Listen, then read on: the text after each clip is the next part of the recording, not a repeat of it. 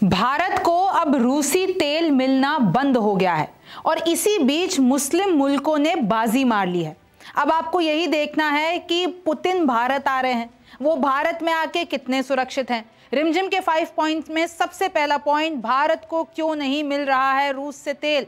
दूसरा देखिए कैसे मुस्लिम मुल्कों ने बाजी मार ली है। तीसरा है भारत में पुतिन कितने सुरक्षित हैं क्योंकि वो 2 दिन के लिए भारत आ रहे हैं। चौथा है क्यों काला सागर में अंडरग्राउंड मांद में रहते हैं पुतिन के लाइफ के बारे में मैं आपको कुछ सीक्रेट्स बताने वाली हूं। और पांचवा है पुतिन क्यों रखते हैं उड़ता हुआ क्रेमलिन और उनके पास ऐसी कौन सी भूतिया ट्रेन है जिसके बारे में हर कोई बात करता है। नमस्ते, मेरा नाम रिमझिम जेठानी है और आप मेरा शो रिमझिम के 5 पॉइंट्स देख रहे हैं। सबसे पहले आप यही देखिए कि 4 साल में पहली बार ऐसा हुआ है कि भारत ने रूस का तेल खरीदना कम कर दिया है। एक रिपोर्ट के हिसाब से, हमारे ही मंत्रालय की रिपोर्ट के हिसाब से, सितंबर 2024 में रूस का जो शेयर था वो 41% था और अब वो गिरकर सितंबर 2025 में 31% रह गया है। यानी हमने रूस से तेल खरीदना कम कर दिया है।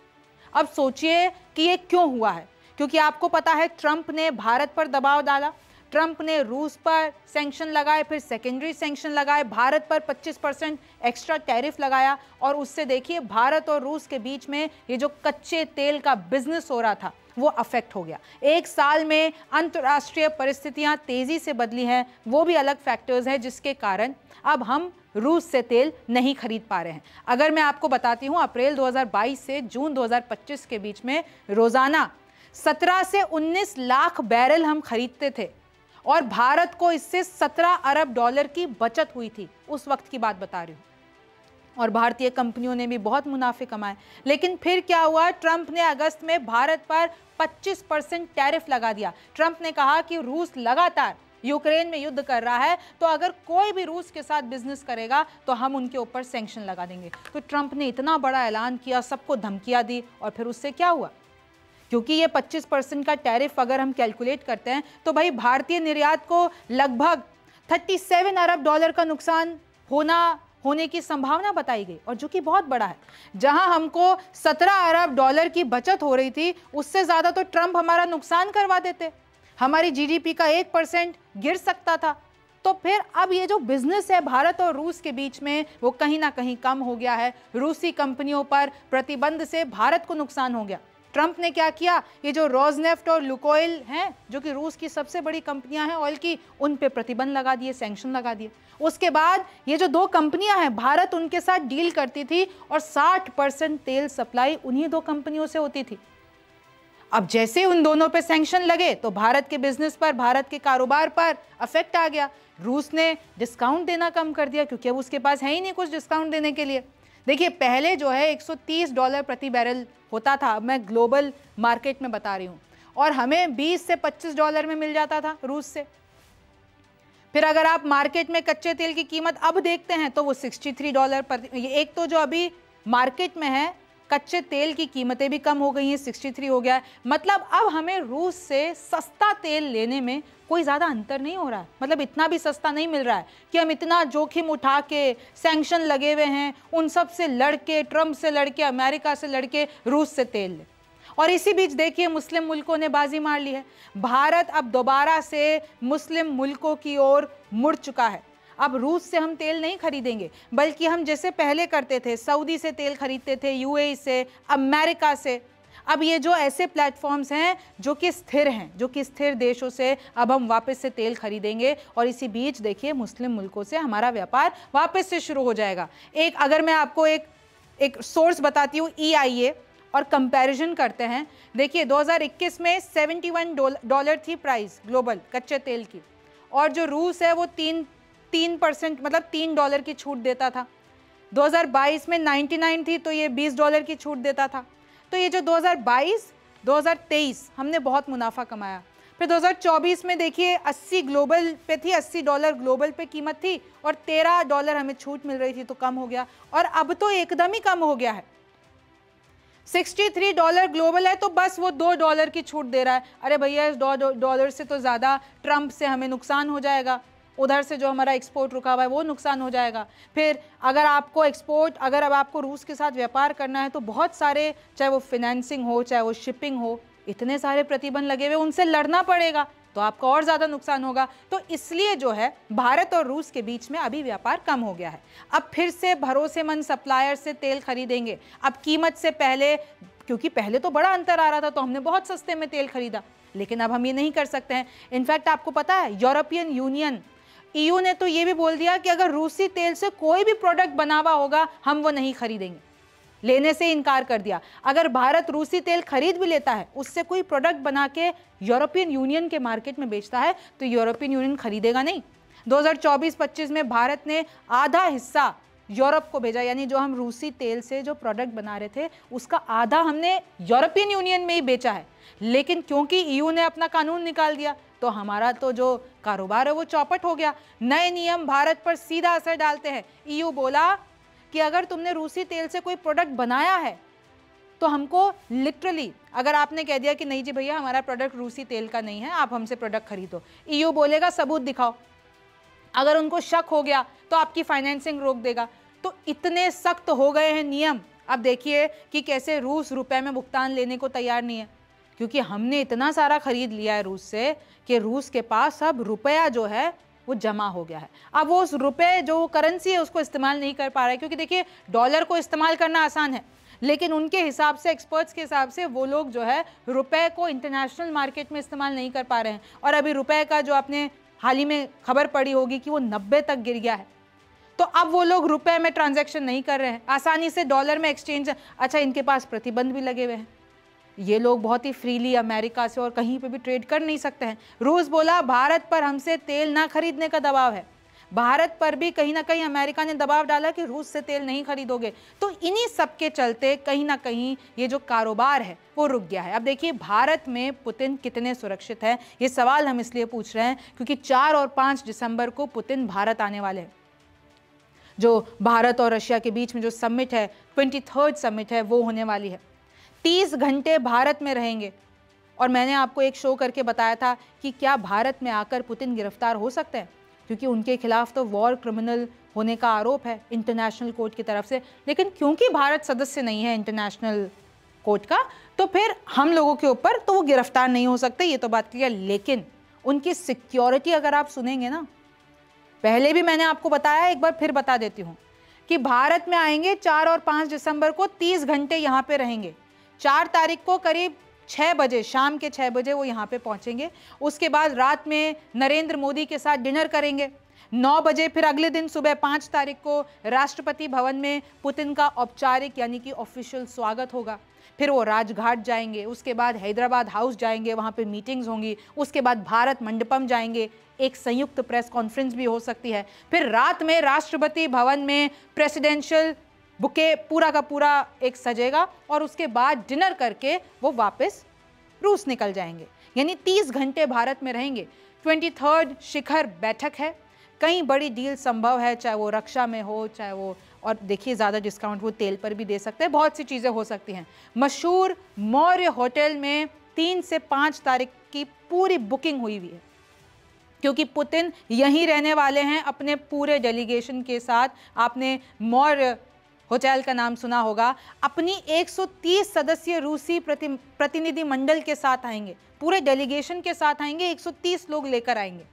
मल्टी लेयर सिक्योरिटी रिंग होगी, 5 मल्टी लेयर, यानी 5 इनके सिक्योरिटी की 5 लेयर होगी। दिल्ली पुलिस, केंद्रीय सुरक्षा एजेंसी, पैरामिलिट्री फोर्सेस, रूसी स्पेशल फोर्सेस। रूस के तो कुछ सिक्योरिटी वाले ऑलरेडी भारत आ चुके हैं, 50 से ज़्यादा सदस्य पहले ही लोग भारत आ चुके हैं, इनका पूरा रूट पढ़ चुके हैं, इनकी पूरी सिक्योरिटी देख चुके हैं। हमारी चाहे बॉम्ब स्क्वाड टीम हो, सारी की सारी टीम यहीं पे। दिल्ली एक लिटरली छावनी बन गया है, दिल्ली एक सुरक्षित किला बन गया। और अभी आपको पता है ये जो बम धमाका हुआ था लाल किले के पास, उसके बाद तो सुरक्षा और बढ़ा दी गई है। ड्रोन, जैमर, AI से मॉनिटरिंग की जाएगी किस तरीके से। हमेशा पुतिन की टीम एक रहस्यमयी सूटकेस अपने पास रखती है। कहा जाता है वो सूटकेस इसलिए रखा जाता है ताकि जो पुतिन की पूप है, यानी कि उनकी सुसु पॉटी है, उसको लिटरली वो लोग यहाँ पे नहीं रखते, वो सूटकेस में बंद करके वापस मॉस्को ले जाते हैं। और वो किसी भी तरीके का, चाहे अगर वो पानी पी के रख रहे हैं, उनके फिंगरप्रिंट्स है, कुछ भी वो छूटने नहीं देते हैं, वो साथ के साथ लेते जाते हैं कि पुतिन का कोई भी निशान कहीं रह ना जाए।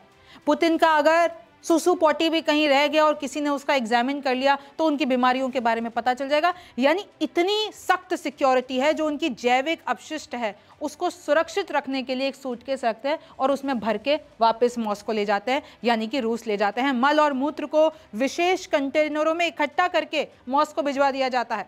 73 ईयर्स के हैं रूसी राष्ट्रपति व्लादिमीर पुतिन। संपत्ति कहा जाता है 200 अरब डॉलर के पार है। ऑफिशियल अलग आंकड़े कहते हैं, असल में अलग है।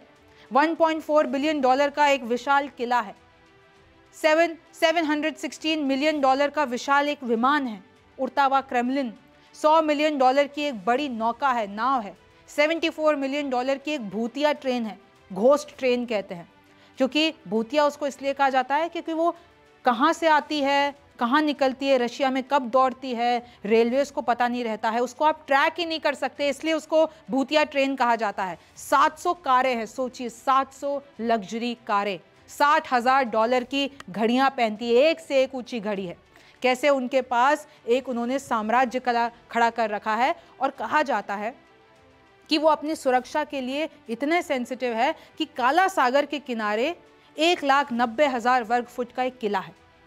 छतों पर शानदार पेंटिंग्स हैं, 40 कर्मचारी वहाँ पे काम करते हैं, दीवारों पर ग्रीक देवताओं की मूर्तियाँ हैं, रख रखाव पर सालाना $20 खर्च किए जाते हैं। ऐसा ही $20 माफ़ कीजिएगा, $20 लाख खर्च किए जाते हैं। फिर अगर आप आगे देखेंगे, ऐसा ही एक और महल जो एक सीक्रेट महल है, वो है गैलेंजिक में, काला सागर के किनारे। कहा जाता है चट्टानों के ऊपर एक केप इडोकोपास नामक स्थान है, वहाँ पर इनकी 170 एकड़ की ज़मीन है। पोल डांसिंग, वहाँ पे कसिनो, एक्वा डिस्को, वहाँ पर 16 मंजिला का अंडरग्राउंड परिसर है जहाँ पे इनके लिए टनल्स बनी हुई है, इनकी सुरक्षा हो रखी है, गोल्फ है, वहाँ पे क्या नहीं है। लिटरली इस किले की तुलना और पुतिन की तुलना जेम्स बॉन्ड फिल्मों के विलन की मांद से होती है कि वो एकदम अंडरग्राउंड रहते हैं। पुतिन के पास 22 डिब्बों वाली एक भूतिया ट्रेन है, उसमें जिम है, उसमें एंटी एजिंग मशीनों वाला मसाज पार्लर है, उसमें स्किन केयर और शानदार टर्किश बाथ स्टीम रूम है। यानी उस ट्रेन को इन्होंने पूरी अपनी सुविधा के लिए बना रखा है। आलीशान बेडरूम है, डाइनिंग कार है, मूवी थिएटर है, पूरी तरह बख्तर बंद है, बुलेट प्रूफ है, पता नहीं चलता है कब आती है कब उड़ जाती है। बुलेट प्रूफ दरवाजे, खिड़कियाँ, दिखती वो एकदम है कि कोई नॉर्मल रशिया में ट्रेन जा रही है, किसी को नहीं पता होता कि वो पुतिन की ट्रेन है। और देखिए, पुतिन हमेशा कहा जाता है कि अपने साथ चिकित्सा उपकरण रखते हैं और कोई भी ऐसी हेल्थ इमरजेंसी हो, उनकी टीम उनके पास रहती है। पुतिन के पास 58 विमान और हेलीकॉप्टर है। सोचिए कितना अमीर है ये व्यक्ति, कितना इन्होंने साम्राज्य खड़ा कर रखा है। 716 यानी $716 मिलियन का एक विशालकाय विमान है, इसका नाम है the flying Kremlin. The flying Kremlin क्योंकि इसको इसलिए कहा जाता है कि उसमें सुविधाएं, आप देखिए, मैं आपको कुछ तस्वीरें दिखाती हूँ। ये उस ट्रेन की तस्वीरें हैं जो कि कहा जाता है पुतिन की भूतिया ट्रेन है। आप देखिए कैसे आलीशान यहाँ पे डाइनिंग एरिया है, ये उनका ऑफिस, ये जिम की तस्वीरें यहाँ पर है, ये उनका क्रेमलिन, फ्लाइंग क्रेमलिन, कि किस तरीके से इतना बड़ा ये प्लेन है। और इसकी खासियत, इसकी जो पावर है, इसका जो मैंने जैसे कि आपको इसका प्राइस बताया, तो ये लिटरली दुनिया में ट्रेंड करता है, दुनिया में बड़ा फेमस है। और जैसे कि मैंने आपको बताया, घोस्ट ट्रेन, इसको भूतिया ट्रेन क्यों कहा जाता है? क्योंकि इसका कोई स्केड्यूल नहीं होता, रशिया में एक छाया की तरह आती है और पटरियों से निकल जाती है। कोई भी रेलवे लिस्टिंग में उस ट्रेन के बारे में कोई जानकारी नहीं होती, नॉर्मल दिखती है लेकिन वो होती नहीं है। और देखिए किस तरीके से उसके लिटरली सिग्नल्स को चेंज किया जाता है, कोई अनाउंसमेंट नहीं होती है और वो एकदम भूत की तरह आती है और भूत की तरह निकल जाती है। ये एक तरीके से पुतिन का सर्वाइवल स्ट्रैटेजी है, क्योंकि आपको पता है, क्योंकि पुतिन के बड़े दुश्मन हैं, यूक्रेन के साथ इनका 3 साल से ज़्यादा का युद्ध चल रहा है, उधर ट्रम्प भी इनके दुश्मन हैं, इन्होंने पूरी आधी दुनिया को अपना दुश्मन बना रखा है। तो देखिए, आप प्लेन में जाएंगे तो प्लेन तो ट्रैक करना आसान होता है, लेकिन ये जो ट्रेन है इनकी, वो ट्रैक करना आसान नहीं है। तो ये कब आते हैं कब निकल जाते हैं पता नहीं चलता है, भूत की तरह। ये देखिए इनकी कार, इंजन 6.6 लीटर, कैसे आप, ये एक उसका वेक्टर इमेज है। और आपने देखा होगा कि कैसे प्रधानमंत्री मोदी भी पुतिन के साथ उनकी कार में बैठे नजर आए थे। ये देखिए, ये आलिशान बंगला, ये जो किले की हम बात कर रहे थे, किस तरीके से वो रहा काला सागर और इन्होंने यहाँ पर अपना पूरा का पूरा किला बसाया हुआ है। अंदर की तस्वीरें देखिए, लाइक अ रॉयल पैलेस। ये आप देखिए, ये वो ट्रेन कही जाती है कि ऐसी सी ही कोई पुतिन की ट्रेन होती है। सबको इसके बारे में पता नहीं है क्योंकि बाहर से एकदम नॉर्मल दिखती है। तो पुतिन भारत आने वाले हैं, दुनिया इससे खुश नहीं है, अमेरिका इससे खुश नहीं है। 3 देशों ने तो ये भी कह दिया कि पुतिन जो कि वॉर क्रिमिनल हैं, यूक्रेन में युद्ध छेड़े हुए हैं, वो कैसे आ सकते हैं भारत। तो इस वक्त दुनिया की इक्वेशन बहुत बदली हुई है और एक तरीके से झटका ही लगा है क्योंकि हर कोई प्रयास कर रहा था भारत और रशिया के रिश्तों को तोड़ दे, स्पेशली ट्रंप, लेकिन वो ऐसा कर नहीं पाए। और ये एक ऐतिहासिक विजिट होने वाली है, कई डील साइन होगी, दुनिया इस वक्त चिढ़ रही है, लेकिन भारत और रूस के रिश्ते आगे बढ़ रहे हैं। आपको इसके बारे में क्या लगता है मुझे कमेंट सेक्शन में ज़रूर बताइए। मेरा नाम रिमझिम जेठानी है, आपसे फिर मुलाकात होगी।